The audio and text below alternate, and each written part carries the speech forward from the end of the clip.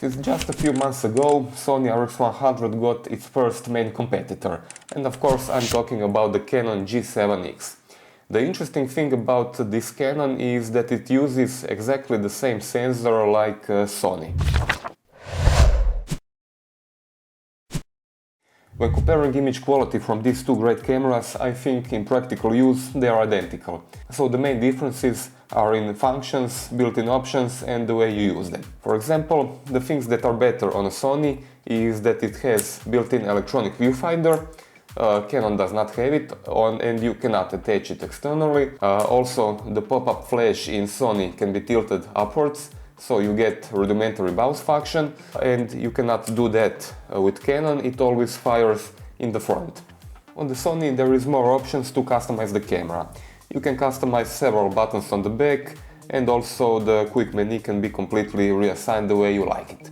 Despite all that, not everything is better on Sony. Canon has also some very good options. For example, the screen has touch interface. This is very good since you do not need to change focus point manually. It is enough just to push with your button on the screen and the camera will focus and take a shot. All of the controls buttons on the back are much bigger on the Canon, and it is much easier to use them, especially during the winter when you wear gloves. Canon has direct exposure compensation dial over here at the top of the camera.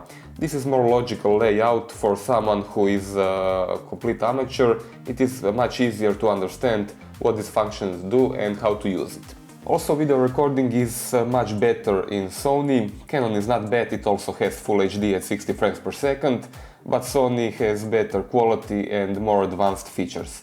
It records XAVC-S video codec at 50 megabit bitrate, that's much higher than Canon, and it also has focus peaking and the zebra function. The lens on Canon has more optical zoom. It covers 24 to 100 mm and Sony goes only from 24 to 70. The good thing is that they both have the same aperture, f1.8 to 2.0, so they will be equally good in low light. Finally, I think Canon fits better in hand when you use it. This thumb rest on the back is better shaped, and the front part of the camera is not that slippery like on Sony, so it's easier to hold it with just one hand and use it.